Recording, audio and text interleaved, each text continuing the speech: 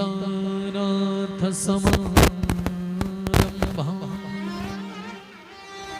श्रीरामानंद मध्यमा अस्मदाचार्य पर्यन्ता वंदे श्री गुरु परंपरा।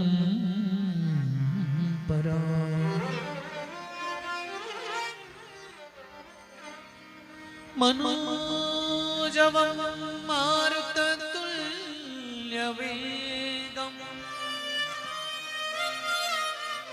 जितेन्द्रियं बुद्धिमतां वरिष्ठं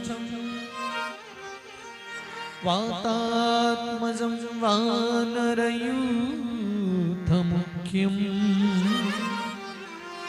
श्रीरामदूतं शरणं प्रपद्ये।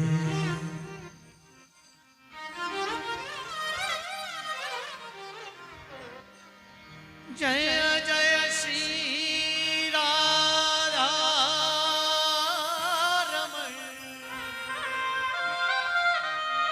जय श्री नवल किशोर,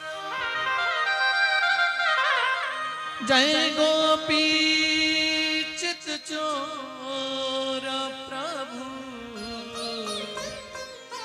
जय जय माखन चोर।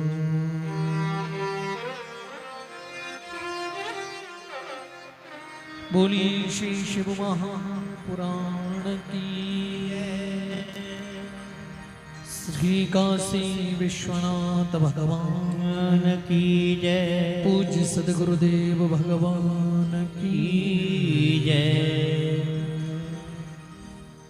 आइए हम सभी लोग अपने मन और वाणी को पवित्र करने के लिए कुछ क्षण भगवान के रुद्राष्टक का हम सभी लोग मिलकर के एक स्वर में एक साथ सभी लोग गायन करें। नमामि शमीशा निर्वाण रूपम विभुं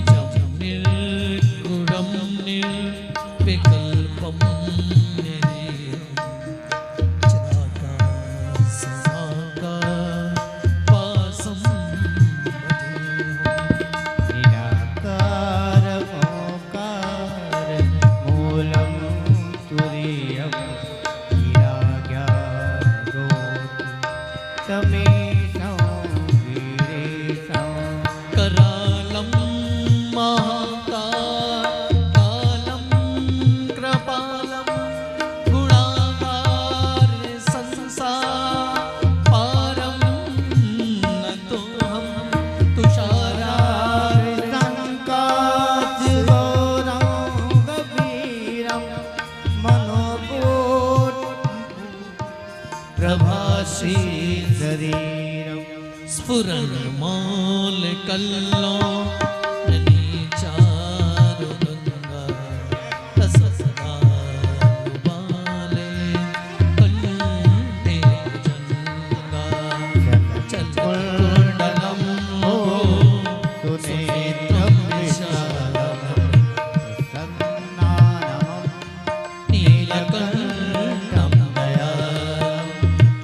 मृगाधीश चर्मा वरम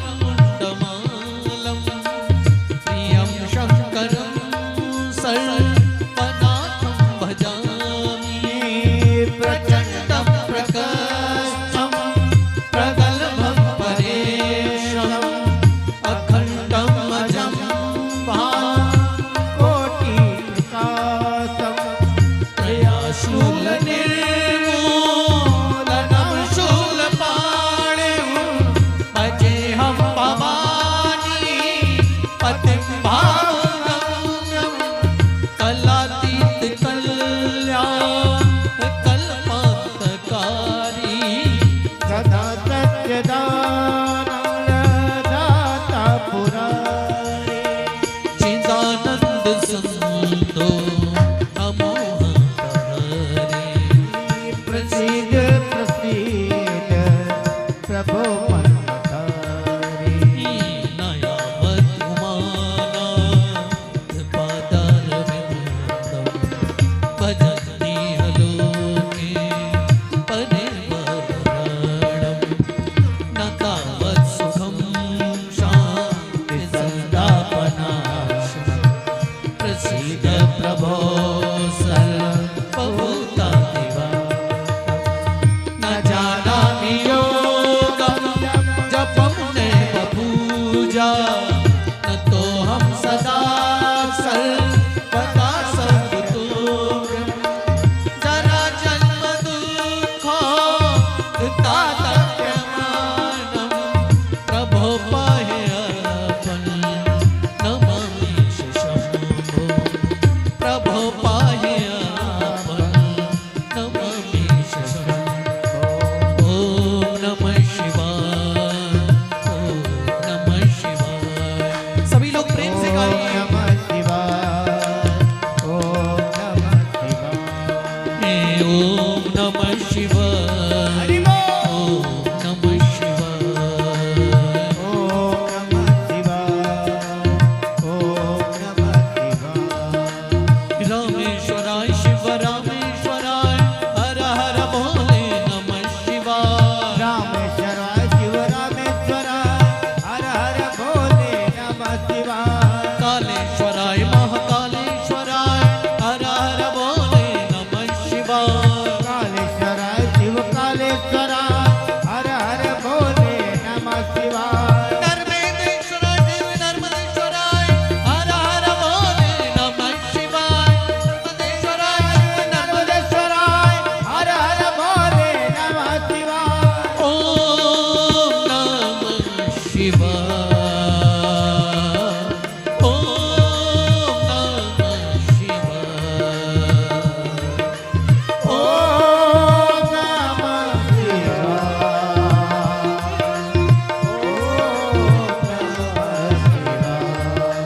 गंगाधराय शिव गंगाधराय हर हर भोले नमः शिवाय। गंगाधराय शिव गंगाधराय हर हर भोले नमः शिवाय। जटाधराय शिव जटाधराय हर हर भोले नमः शिवाय। जटाधराय शिव जटाधराय हर हर भोले नमः शिवाय। और नागेश्वराय शिव नागेश्वराय हर हर भोले नमः शिवाय। नागेश्वराय शिव नागेश्वराय हर हर भोले नमः शिवाय। ॐ नमः शिवाय, ॐ नमः शिवाय। ओम नमः शिवाय। हर हर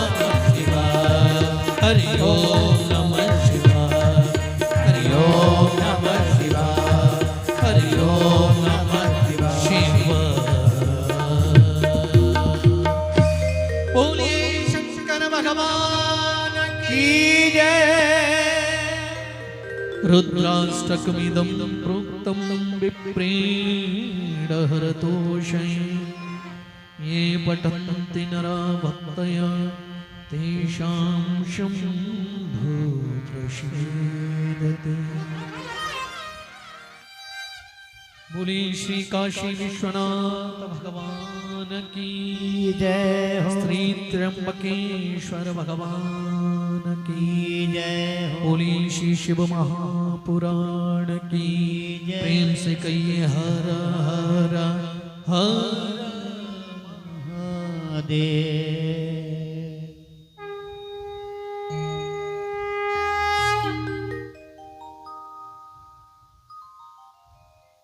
कारण करुणा वरुणालय भक्तवांछा कल्पतरु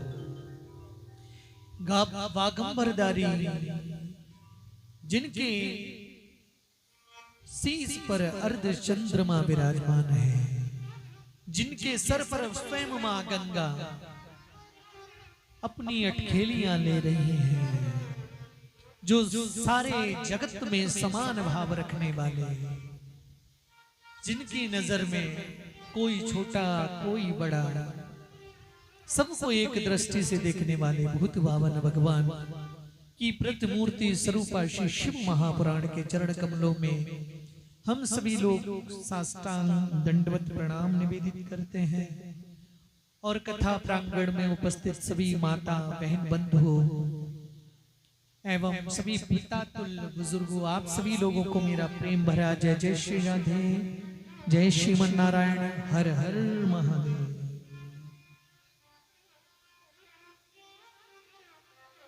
जैसा कि आपने कल की कथा में श्रवण किया था कि किस प्रकार भगवान शिव के ज्योतिर्मय लिंग का प्राकट्य हुआ। भगवान ब्रह्मा जी और भगवान विष्णु में कभी युद्ध होने ही वाला नहीं बंधु। ये युद्ध क्यों हुआ? क्योंकि वहां पर भगवान शिव के ज्योतिर्मय लिंग को प्रकट होना था। किसी ना किसी कार्य के पीछे कोई ना कोई कारण अवश्य होता है।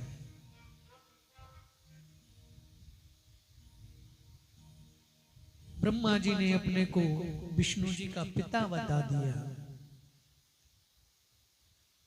आपस में दोनों में भयंकर युद्ध हुआ और दोनों को युद्ध को रोकने के लिए आज भगवान महाकाल एक ज्योति के रूप में, ज्योतिर्लिंग के रूप में प्रकट हुए और उन दोनों के युद्ध को विराम करवाया।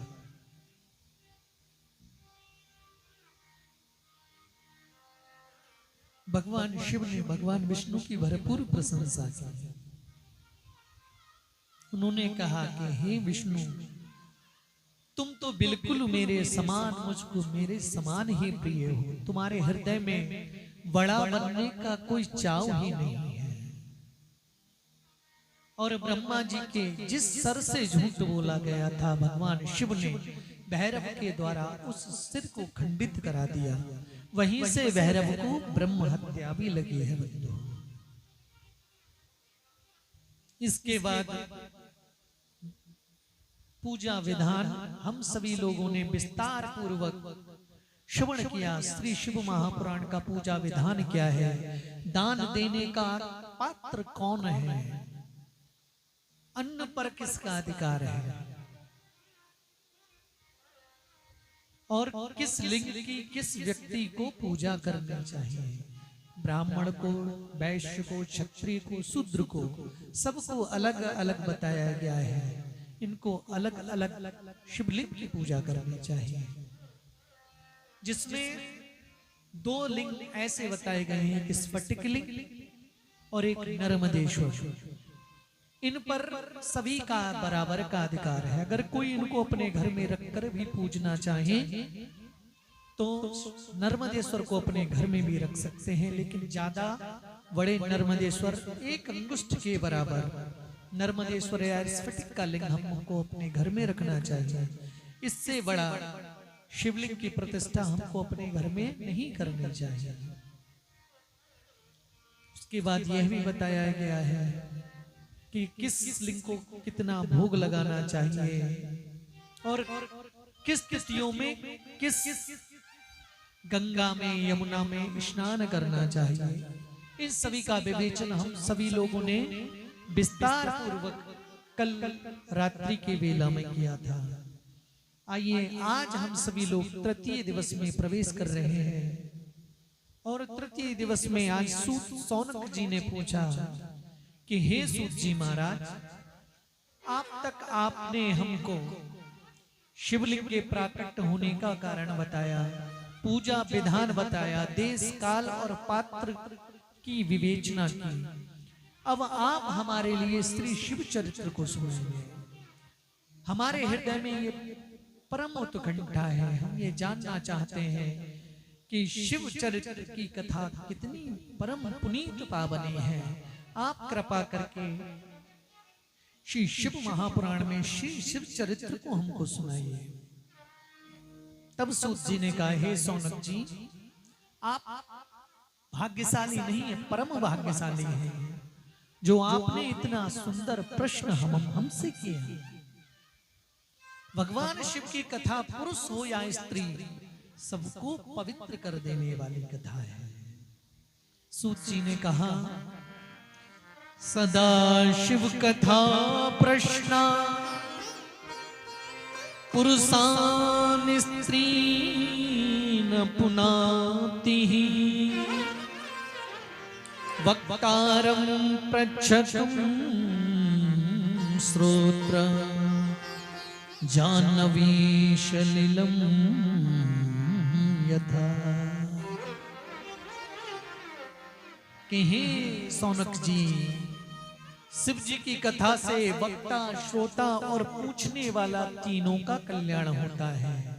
यह परम पावनी गंगा ऐसी है जिसको जो भी कहता है, सुनता है और जो श्री शिव महापुराण के विषय में प्रश्न पूछता है, ये त्रिवेणी है, ये इन तीनों का कल्याण करने वाले है।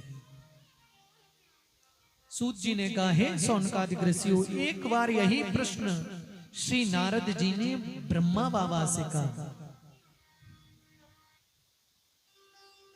कहते हैं एक बार की बात है,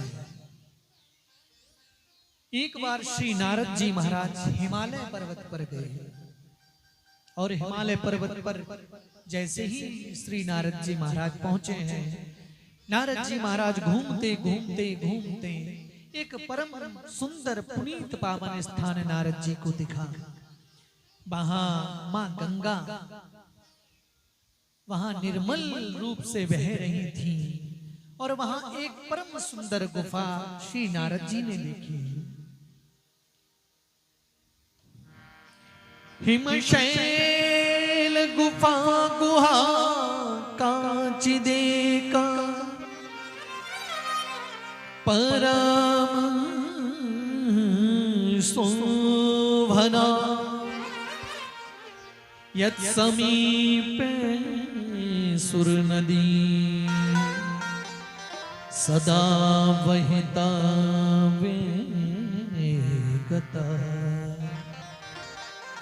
और इसी बात को श्री गोस्वामी तुलसीदास श्री रामचरितमानस में कह रहे हैं, हिमगिरी गुहा एक अति पावनी, हिमगिरी गुहा एक अति पावन, हिमगिरी गुहा एक अति पावन, हिमगिरी गुहा एक अति पावन, बह समीप सुर सरी सुहावने,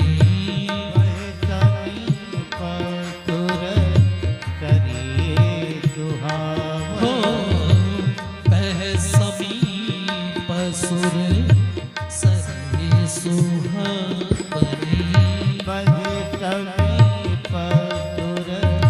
सरी सुहावने।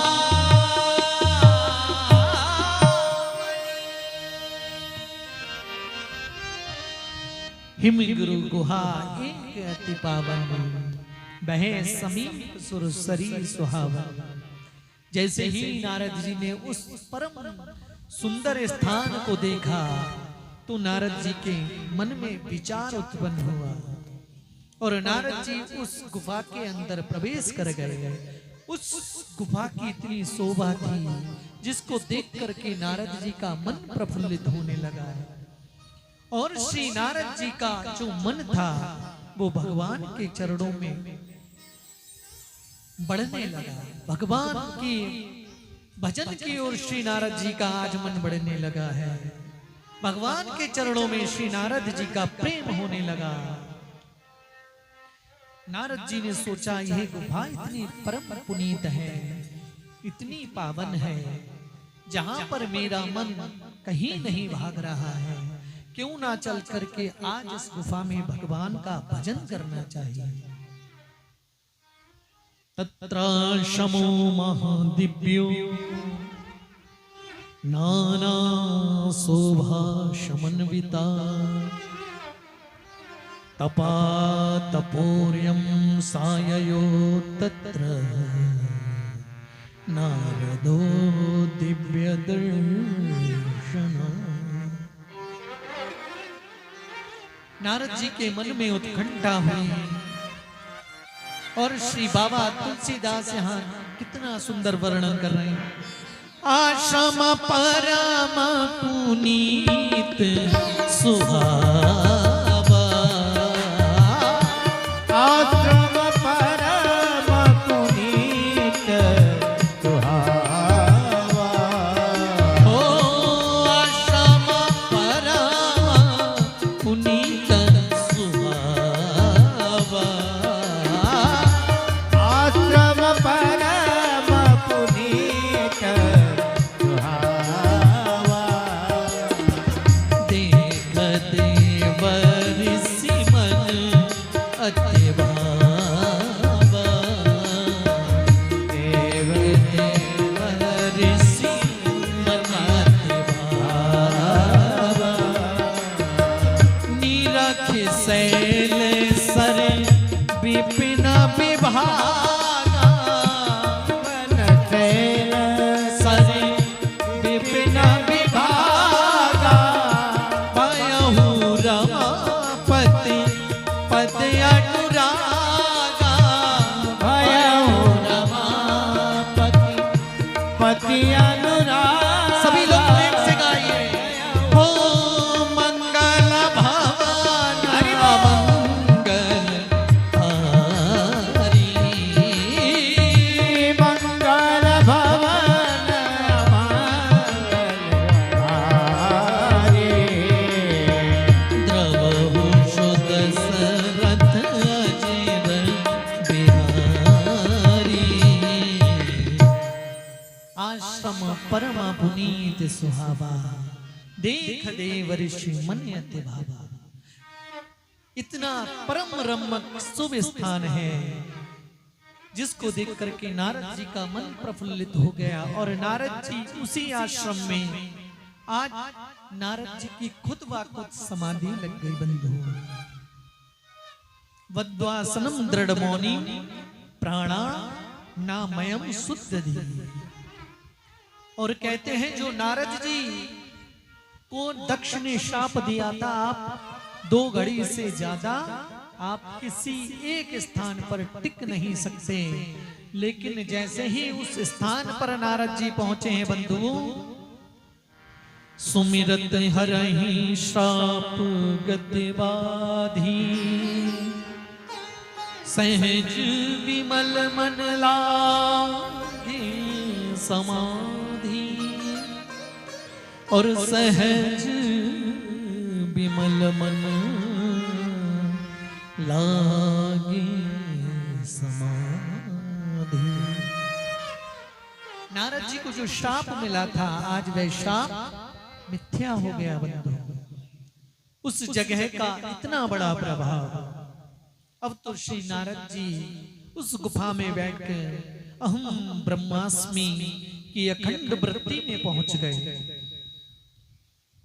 और जैसे ही बंधु कोई मुनि हो या कोई राजा हो जब तपस्या करने को बैठ जाते हैं तो कहते हैं देवराज इंद्र को अपने सिंहासन की चिंता सबसे ज्यादा होने लगती है। जैसे ही देवराज इंद्र को पता लगा कि आज नारद जी हिमाचल में भगवान की तपस्या कर रहे हैं, ना जाने नारद जी के मन में क्या हेतु है, क्या कारण है नारद जी की तपस्या करने का। ऐसा लगता है नारद जी को हमारे सिंहासन की बहुत ज्यादा जरूरत है, इंद्रासन को प्राप्त करना चाहते हैं। आज इंद्र को अपने इंद्रासन की चिंता होने लगी कि ऐसा लगता है नारद जी इसीलिए तपस्या कर रहे हैं कि वह इस मेरे सिंहासन पर बैठना चाहते हैं। उसी समय आज इंद्र के जो मित्र हैं उनका नाम है श्री कामदेव जी। इंद्र ने कामदेव को याद किया है बंधु। और यहां पर बाबा तुलसीदास जी ने इंद्र को जो संज्ञा दी है ना, वो एक कुत्ते की संज्ञा दी है। जैसे एक कुत्ता एक हड्डी के पीछे भागता रहता है, उसी प्रकार इंद्र को सबसे ज्यादा अगर किसी चीज की चिंता है वो अपने इंद्रासन की है। एक बात आप हमेशा नोट करिएगा बंधु, देवताओं और दानवों में जब युद्ध हुआ है, दानवों ने हमेशा देवताओं को पराजित किया है। ऐसा क्यों है? इसका कारण क्या है?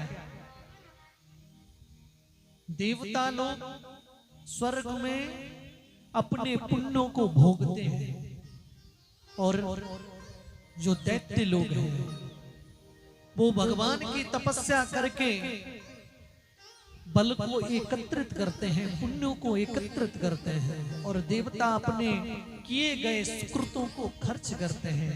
इसीलिए जब युद्ध हुआ है तब देवताओं को दैत्यों ने पराजित किया है।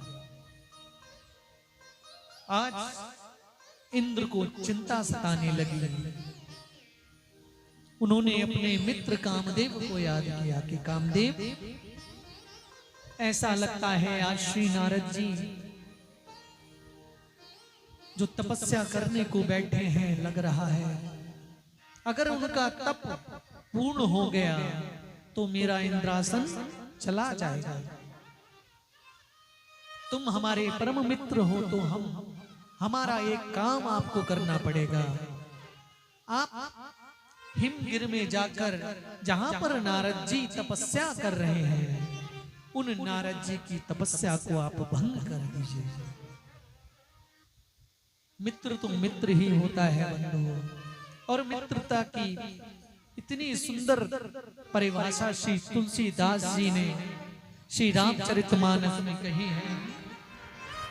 जेना मित्र दुख हो ही दुखारी,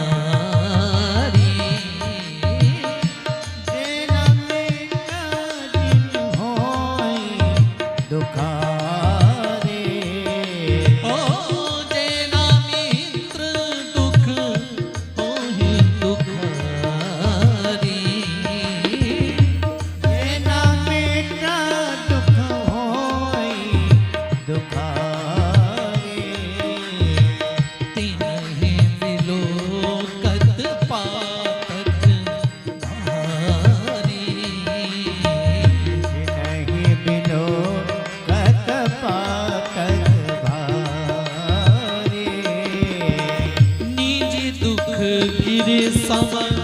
रज कर जाना, निज दुख गिरि सम रज कर जाना।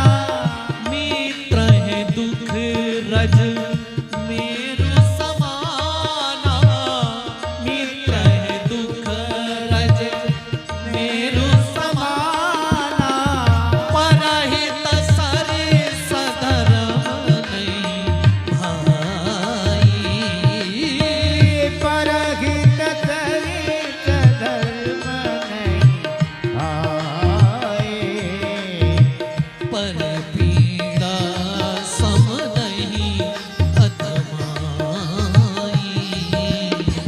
पर पीड़ा सम नहीं अधिकाए। इतनी सुंदर परिभाषा दी है। लेकिन आजकल कलयुग में मित्र खत्म हो गए। आजकल कलयुग में बचे हैं क्या? फ्रेंड। फ्रेंड को संधि विच्छेद कीजिए, FRI+END, फ्राई करके जिसको एंड करते हैं वो होते हैं फ्रेंड। आजकल तो मित्रता की बंधु परिभाषा ही बदल गई है बिल्कुल। अगर मित्रता सीखनी है तो कृष्ण और सुदामा की मित्रता सीखनी। जेना मित्र दुख होए दुखारी तिनहि बिलोकत पातक भारी। मित्र है दुख रज, अगर मित्र का दुख रज के समान है तो दूसरे मित्र को उसका दुख पहाड़ के समान समझना चाहिए। जिस समय नंद बाबा कर देने आए थे मथुरा में, उस समय नंद बाबा की भेंट श्री वसुदेव जी महाराज से हुई। दोनों मित्र आपस में मिले, दोनों ने एक दूसरे को प्रणाम किया। वसुदेव जी ने कहा, हे नंद, हमने सुना है तुम्हारे यहाँ लाला को जन्म भयो है। तुमने हमको जाके ने कोई कतई सूचना न दी। तब नंद बाबा ने कहा, वसुदेव जी, मैंने आपको इसलिए सूचना नहीं दी कि मुझको पता था आपके साथ साथ 8 पुत्रों को दुष्ट कंस ने मार दिया है। मैं किस मुंह से आपको बताता कि मेरे यहाँ लाला का जन्म हुआ है। आज नंद बाबा वसुदेव के दुख को महसूस कर रहे हैं। लेकिन आजकल के मित्र तो जिस थाली में खाते हैं उसी थाली में छेद कर देते हैं। आज कामदेव को जैसे ही बुलाया है और कामदेव आज इंद्रलोक में आए और कामदेव ने आज अपने मित्र से कहा कि मित्रवर, आपने हमको जब याद किया है तो हम आपकी इस समस्या को जरूर पूर्ण करेंगे, इसको जरूर सुलझाएंगे।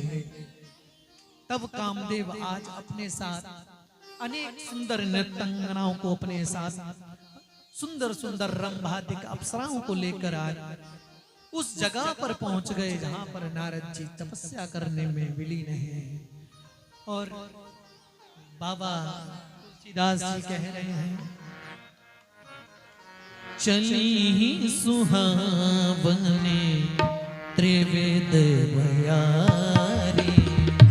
चली सुहावन त्रिवेद भयारी। काम कृशानु बड़ा बलिहारी।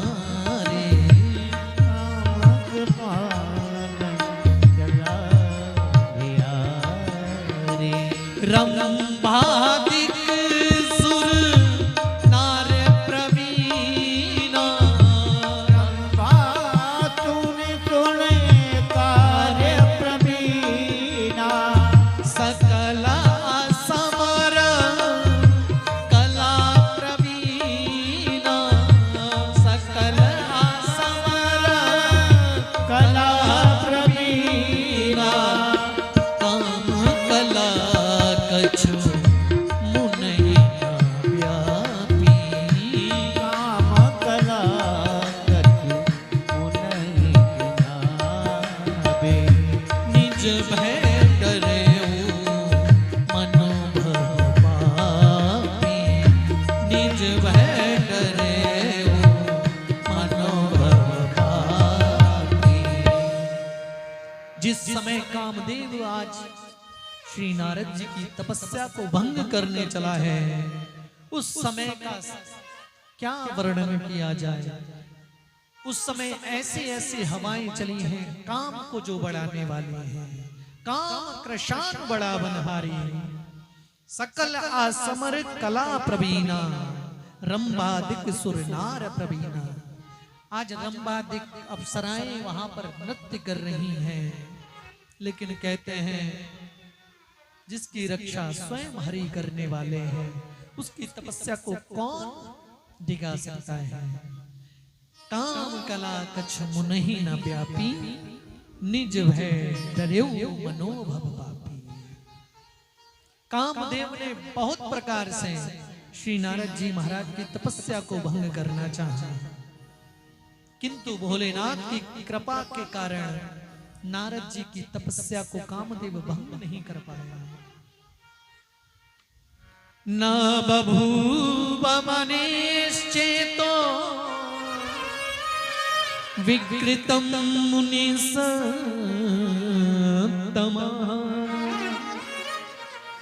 भ्रष्टो बभूव तद्गर्भो महेश ग्रहेण। जिसके ऊपर साक्षात हमारे भोलेनाथ की कृपा होती है, उसको एक कामदेव क्या हजारों कामदेव क्यों ना आ जाए, उसकी तपस्या को कौन भंग कर सकता है। जब कोई युक्ति कामदेव की काम नहीं आई श्री नारद जी की तपस्या को भंग करने में, तब तो कामदेव आज नारद जी के चरणों में जाकर गिर गया और आज नारद जी की झूठी प्रशंसा आज कामदेव ने की है। और प्रशंसा एक ऐसा अमोघ अस्त्र है, प्रशंसा से बहुत बहुत बड़े काम चुटकियों में कर दिए जाते हैं।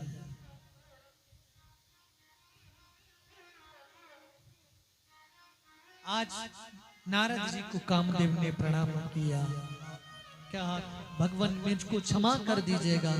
हे नारद जी महाराज, मैंने आपकी तपस्या को भंग करने का बहुत प्रयास किया, लेकिन आप मेरे इस अपराध को क्षमा कर दीजिएगा।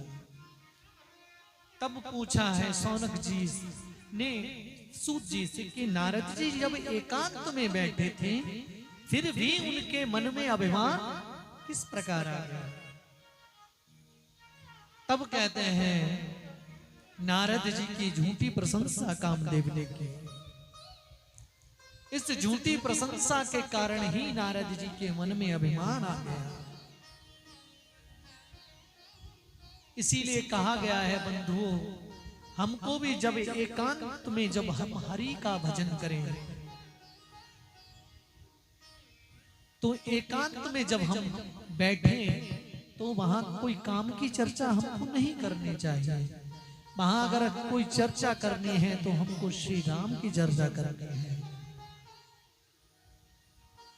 और यहां पर हमको संसार से कोई आशा नहीं करना है। हमको अगर आशा करनी है तो एक ही आशा करनी है, और कहते हैं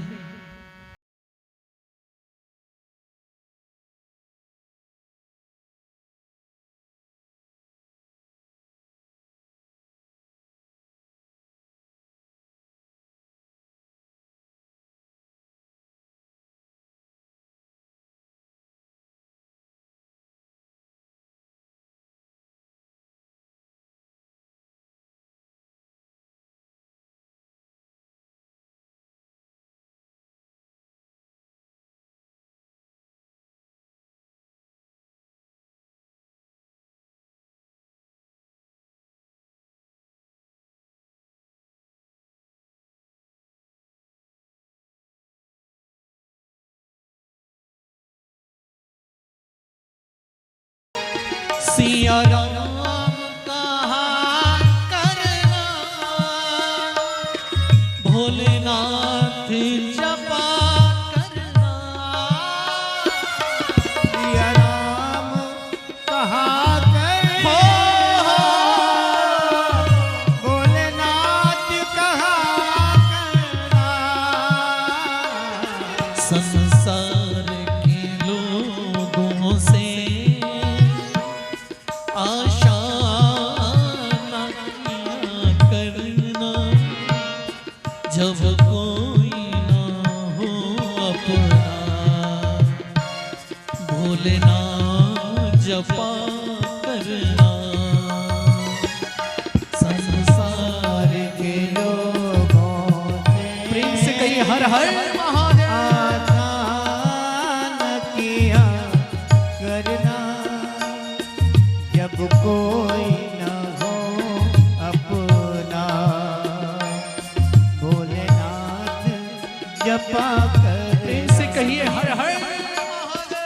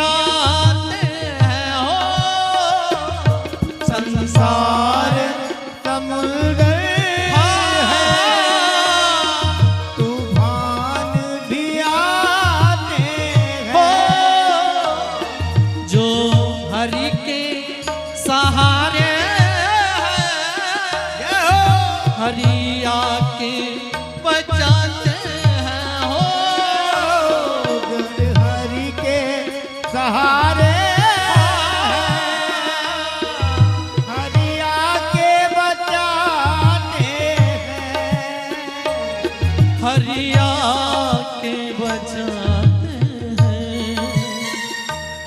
भोलेनाथ तो आते हैं, तुम याद किया करना जब कोई ना हो अपना। सिया राम जपा करना, संसार के लोगों से हरि आता न किया करना। जय हो। जब कोई न हो अपना। भोलेनाथ एक बार प्रेम से दोनों हाथ ऊपर हाथ करके ताली बजाते हुए सेवा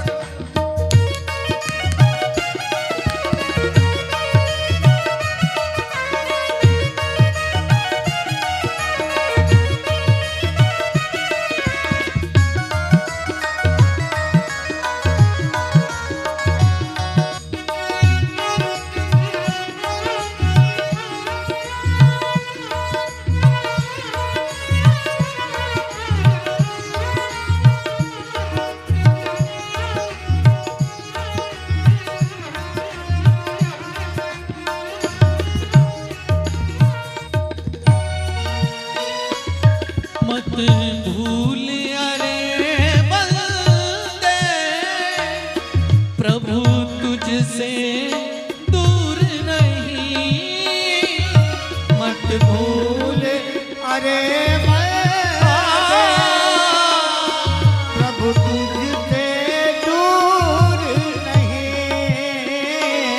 भक्तों का दुखी होना शिव को मंजूर नहीं।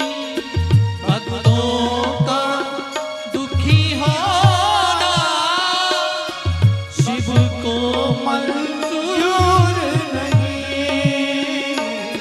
शिव को मंजूर नहीं। भोलेनाथ तो सुनते हैं,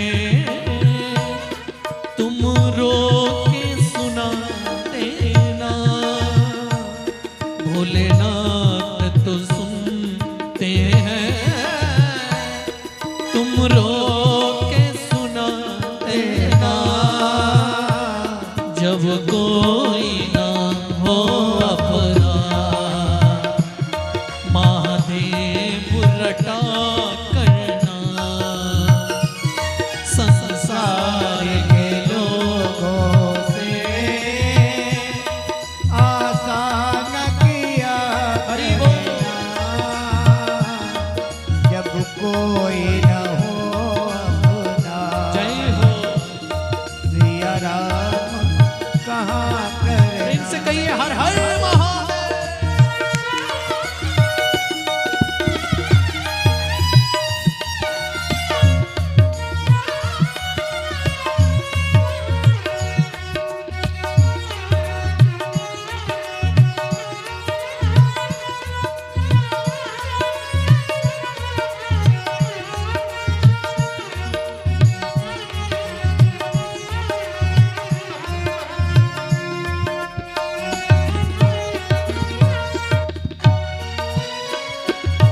मत भूल अरे बंदे, ये देश बेगाना है। मत भूल अरे बंदे, यह देश बेगाना है। इस संसार में अगर हम आए हैं तो इस संसार पर हमको कब्जा जमाना नहीं है बंधु। आया है सो जाएगा राजा रंग फकीर। कोई सिंहासन चढ़ गया, कोई बंधा जंजीर। हमको इस संसार में किस प्रकार रहना है? जिस प्रकार एक नारियल कोले में जिस प्रकार गोला रहता है, जिसको आप जब नारियल को फोड़ते हैं, जब गोला पक जाता है तो गोला उसके छिलके से अपने आप को अलग कर लेता है। उसी प्रकार हमको इस संसार में रहना है। और कहना है मत भूल अरे बंदे ये देश बेगाना है। मत भूल अरे बंदे यह देश बेगाना है। दुनिया में आकर के हम सबको जाना है। दुनिया में आकर के हम सबको जाना है। माया के बंधन से दिन रात बचा करना। माया के बंधन से दिन रात बचा करना। जब कोई ना हो अपना सिया राम जपा करना।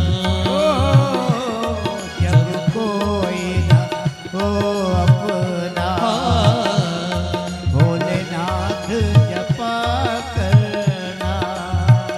तो संसार के लोगों से आशा ना किया करना। जब कोई ना हो अपना शिव नाम जपा करना। संसार के लोगों से आशा न किया करना। जब कोई न हो अपना सिया राम कहा। इसलिए सभी लोग दोनों हाथ ऊपर प्रेम से उठाकर गाइए। हर हर महादेव शंभु काशी विश्वनाथ गंगे। हर हर हर महादेव शंभो काशी विश्वनाथ गंगे। हर हर महादेव काशी विश्वनाथ गंगे। हर हर महादेव शंभो काशी विश्वनाथ गंगे। हर हर महादेव शंभु काशी विश्वनाथ गंगे। हर हर महादेव शंभो काशी विश्वनाथ गंगे। ओ काशी विश्वनाथ गंगे गौरा पार्वती संगे। ओ काशी विश्वनाथ गंगे कान्हा पार्वती संगे। ओ काशी विश्वनाथ गंगे गौरा पार्वती संगे। ओ काशी विश्वनाथ गंगे गौरा पार्वती संगे। ओ हर हर महादेव शंभु काशी विश्वनाथ गंगे। हर हर महादेव शंभो काशी विश्वनाथ गंगे। ओ हर हर महादेव शंभु काशी विश्वनाथ गंगे। हर हर महादेव शंभो काशी विश्वनाथ गंगे। ओ हर हर महादेव शंभु काशी विश्वनाथ गंगे। हर महादेव शंभो काशी विश्वनाथ गंगे। ओ काशी विश्वनाथ गंगे गौरा पार्वती संगे। काशी विश्वनाथ गंगे गौरा पार्वती संगे। ओ हर हर महादेव हरि बोल। शंभु काशी विश्वनाथ गंगे। हर हर महादेव शंभो काशी विश्वनाथ प्रेम से दोनों हाथ ऊपर उठा हर के हर गाइए। महादेव शंभो काशी विश्वनाथ गंगे। ओ हर हर महादेव शंभो काशी विश्वनाथ गंगे। ओ हर हर महादेव शंभो काशी विश्वनाथ गंगे। ओ काशी विश्वनाथ गंगे। ओ काशी विश्वनाथ गंगे। बोले श्री शिव महापुराण की जय। प्रेम से कहिए हारा हारा हारा महादेव।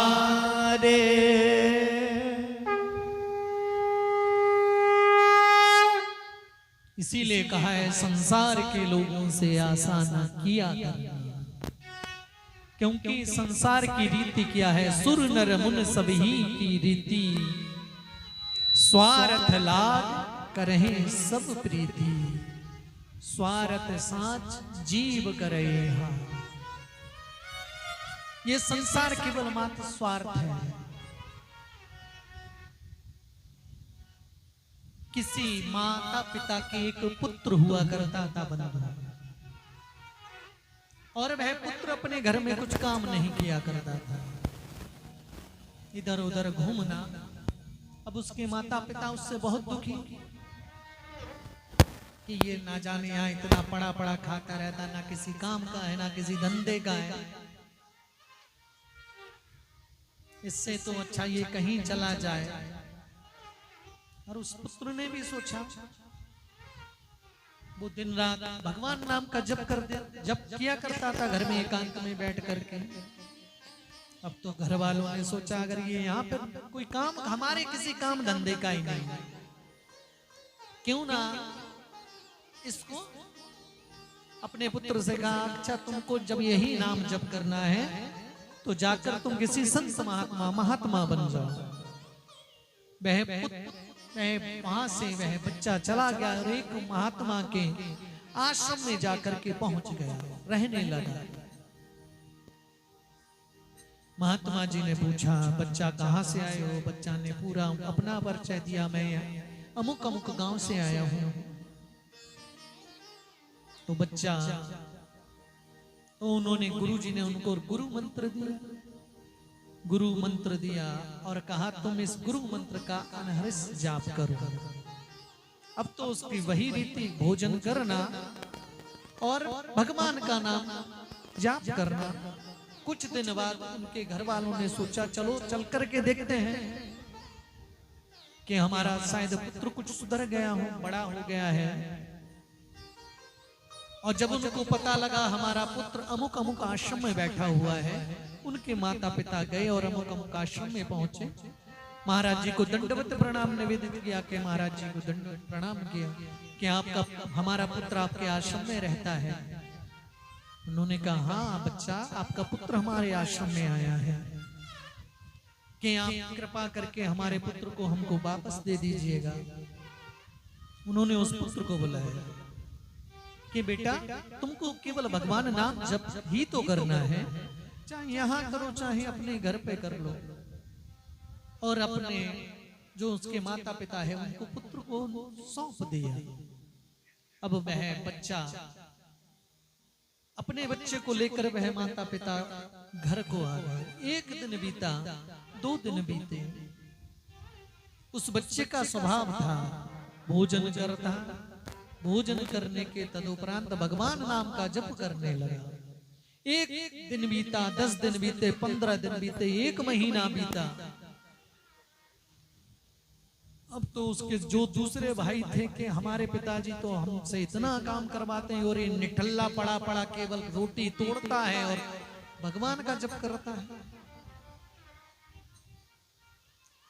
तो उसके भाइयों ने अपने पिताजी से कहा, हे पिताजी हम इसको अपने घर में नहीं रख सकते क्योंकि ये काम का न काज का, दुश्मन अनाज का।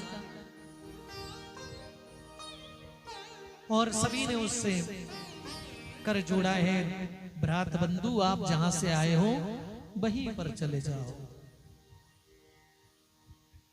क्योंकि उससे हमारा स्वार्थ है।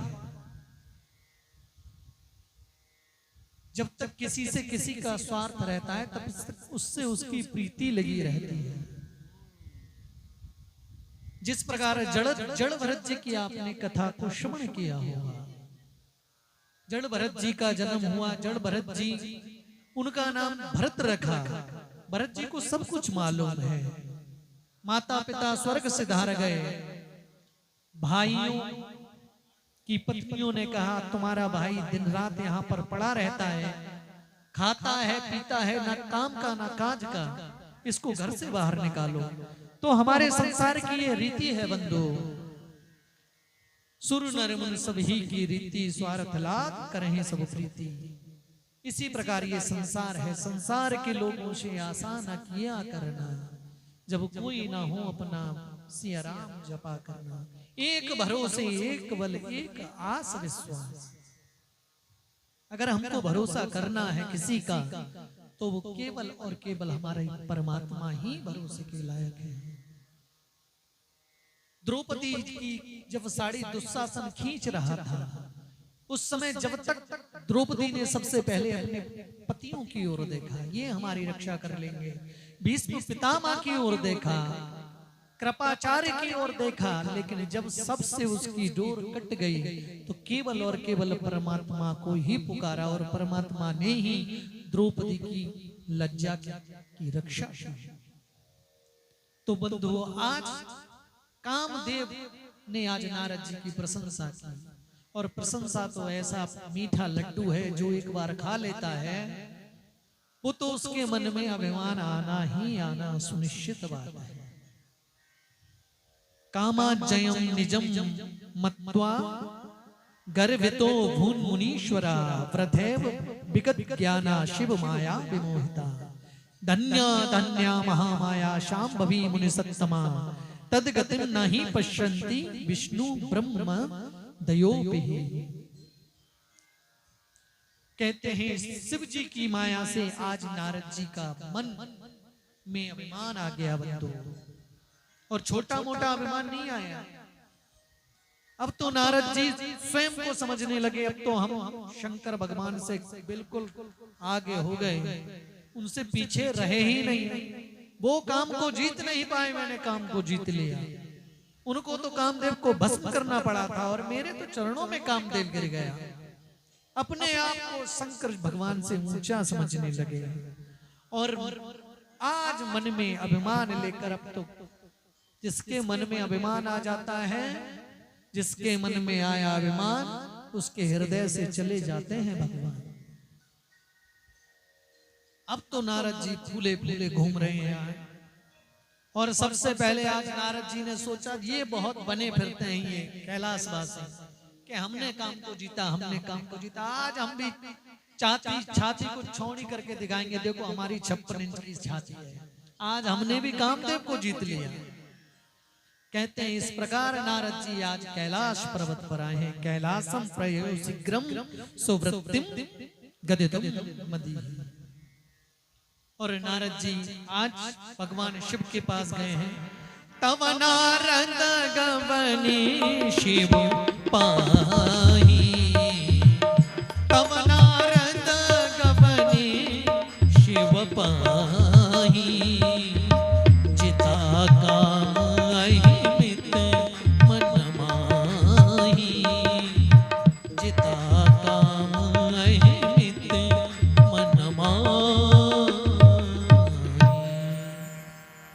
अब तो नारद जी अपने हृदय में अभिमान लेकर कैलाश पर्वत पर पहुंच गए। अब जैसे ही भगवान शिव ने देखा, जो नारद जी हर वक्त श्रीमन नारायण नारायण नारायण का संकीर्तन करते रहते, आज नारद जी का संकीर्तन छूट गया बंधु। अब तो नारद जी काम को जीतने का जो प्रबल वेग, जो अभिमान है नारद जी के मन में फूट रहा है। सब भगवान शिव ने नारद जी को देखा। नारद जी को देखकर आज भगवान शंकर बहुत प्रसन्न हुए। आज भगवान शिव ने सोचा नारद जी आए हैं, जहां पर संत मिलते हैं वहां पर केवल हरि चर्चा ही होती है, हरि मात्रे का जीवन। भगवान शिव ने सोचा नारद जी आज हमारे कैलाश पर्वत पर आए हैं, आज ये भगवान श्री राम का कोई प्यारा सा चरित्र हमको जरूर सुनाएंगे। किंतु आज नारद जी ने राम चरित्र तो नहीं सुनाया, पूरा काम चरित्र बखान कर दिया कि यहाँ ऐसे ऐसे हुआ प्रभु नारद, मैंने तपस्या करने को बैठा, कामदेव जी ने अपने जितने भी शक्ति थी मेरी तपस्या को भंग करने में लगा दी, लेकिन मेरी तपस्या को भंग नहीं कर पाया। इस प्रकार आज नारद जी ने भगवान शिव को पूरा काम चरित सुनाया। मार चरित शंकर ही सुनाए, अति प्रिय जान महेश सिखाए, अति प्रिय जान महेश सिखा। भगवान शिव ने कहा नारद जी, जो आपने काम की चर्चा हमसे की, यह चर्चा आगे किसी से भी मत करना। हे तात नारद प्राज्ञा धन्यस्तम श्रवण मद्वचः वाचमेवं न कुत्रापि हरेरग्रे विशेषतः। आज नारद जी से बार बार भगवान शिव प्रार्थना कर रहे हैं, बारे बारे बिन बहुनी तो ही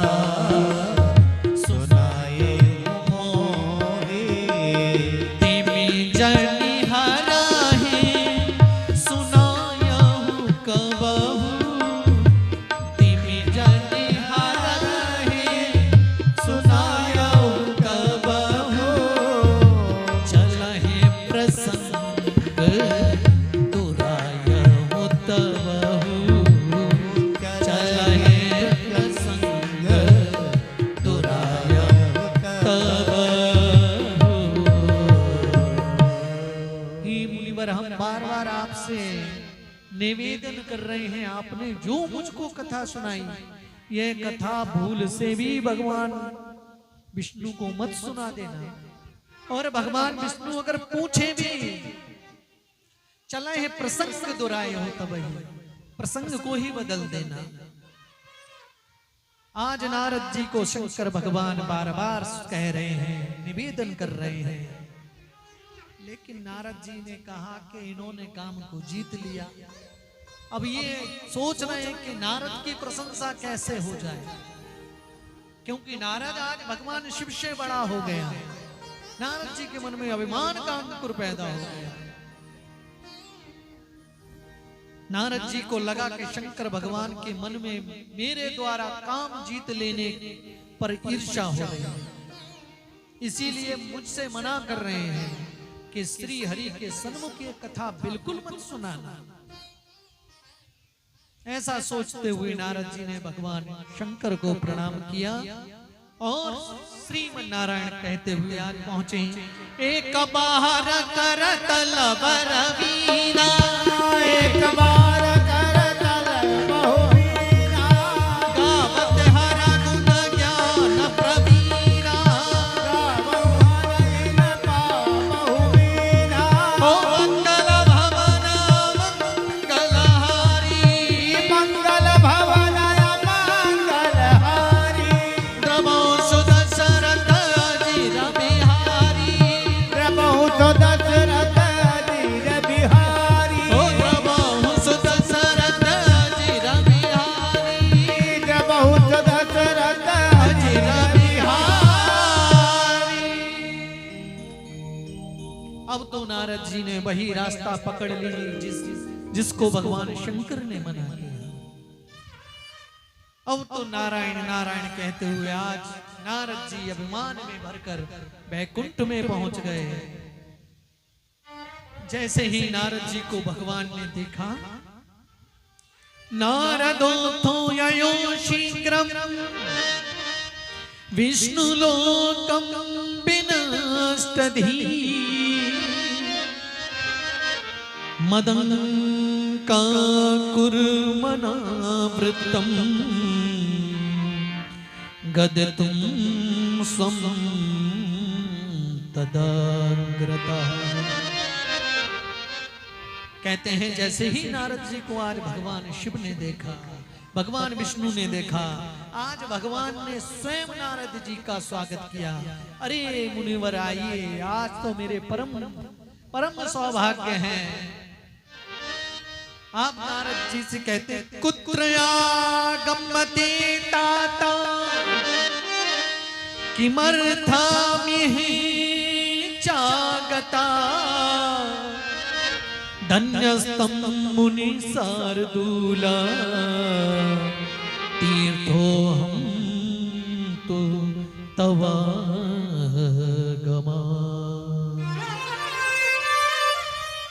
अब तो नारद जी की भगवान विष्णु प्रशंसा कर रहे हैं। हे नारद जी, आज मैं धन्य हो गया, आपके यहाँ पर बैकुंठ में आने से आज मेरा बैकुंठ पवित्र हो गया। नारद जी, आपने आज मुझ पर बहुत बड़ी दया की है, ये मेरा परम सौभाग्य है। लेकिन नारद जी, एक बात बताइए, आप इतने दिनों तक कहाँ थे? बहुत दिनों के बाद आज आपने बैकुंठ में अपने दर्शन दिए हैं। अब तो जैसे ही भगवान नारायण तो सब कुछ जानने वाले हैं, उनसे छिपा ही क्या है। वो तो एक चींटी से लेकर हाथी तक के मन की बात जानने वाले हैं। अब तो भगवान शिव ने जो जिस बात को मना किया, नारद जी ने वही काम चर्चा आज पूरी की पूरी भगवान विष्णु को सुना दी।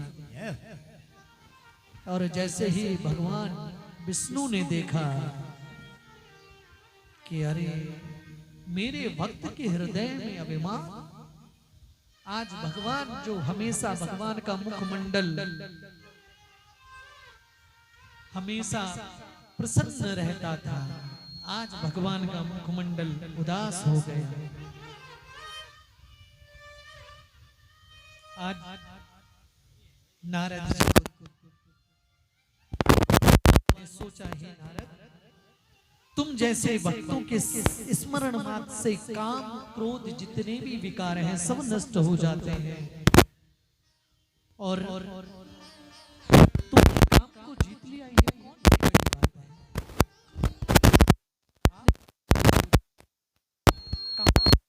कौन सी बड़ी बात है? तब नारद जी ने अब अपने हृदय में अभिमान भरकर कहा, भगवान ये तो सब आपकी ही कृपा है। तब भगवान विष्णु ने सोचा कि अगर मैंने नारद जी के जो मन में जो अभिमान है वो दूर नहीं किया, तो ये अभी तो छोटा सा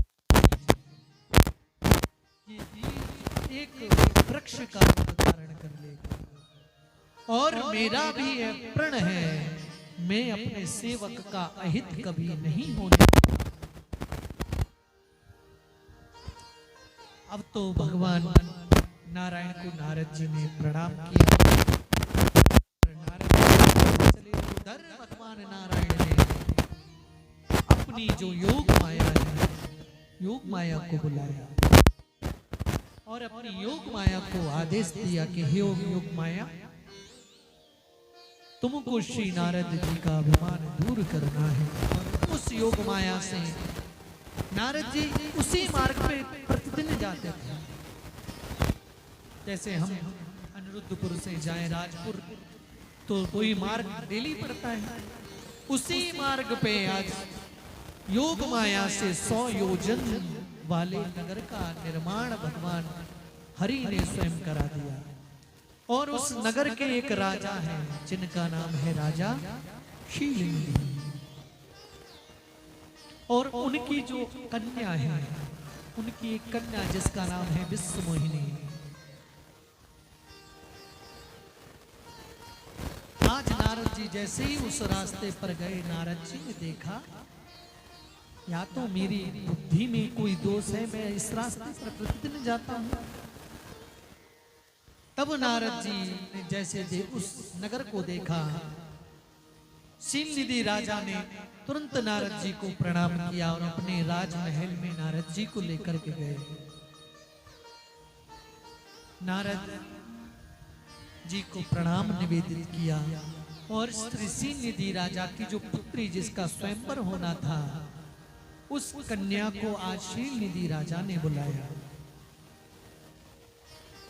और राजा ने कहा, हे मुनिवर, आप तो त्रिकालज्ञ हैं, सब कुछ जानने वाले हैं, मेरी कन्या का स्वयंवर है, आप कृपा करके मेरी इस कन्या के हस्त रेखा को देख करके बताइए, इसको वर है जो कहे कैसा वर मिलेगा। अब तो जैसे ही विश्वमोहिनी को बुलाया, नारद जी ने जैसे ही विश्व मोहिनी को बुलाया, नारद जी हाथ तो कम देखे और विश्व मोहिनी का चेहरा दिखते रह गए।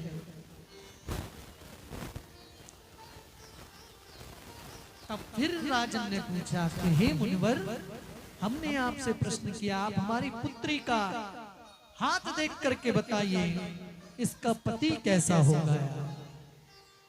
तब कहते हैं सुतेयम तब भूपाल सर्वलक्षण लक्षिता महाभाग्यवती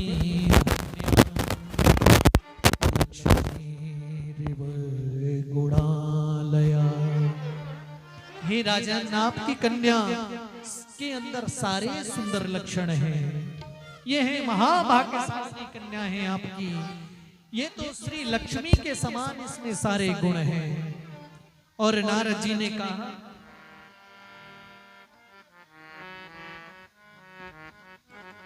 जो यह बरहे अमर सोई हो